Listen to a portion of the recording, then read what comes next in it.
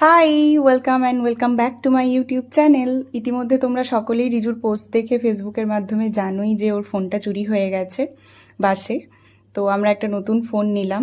আজকে হচ্ছে 1 মে 2026। আমি বড়জোড়াতেই ছিলাম আর ওর ফোনটা আজকেই ডেলিভারি হয়ে গেছে।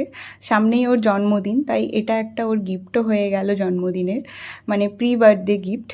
এটা আমাদের ওপেন বক্স ডেলিভারি ছিল, তাই জন্য দাদাই আনবক্সিং করে দিচ্ছিলেন। আর দাদা রিজুকে খুব ভালো করেই চেনেন, কারণ খুব কাছেই বাড়ি।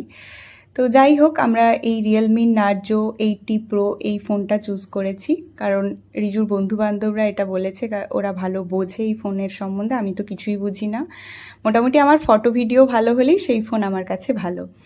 তো এটা আমরা সকলে মিলে নিলাম, আর ওখানেই দাঁড়িয়ে রিজুকে বললাম যে তুই এখানে দাঁড়িয়ে আনবক্সিং কর। ও করলো না, তারপরে ভাই করে দিল।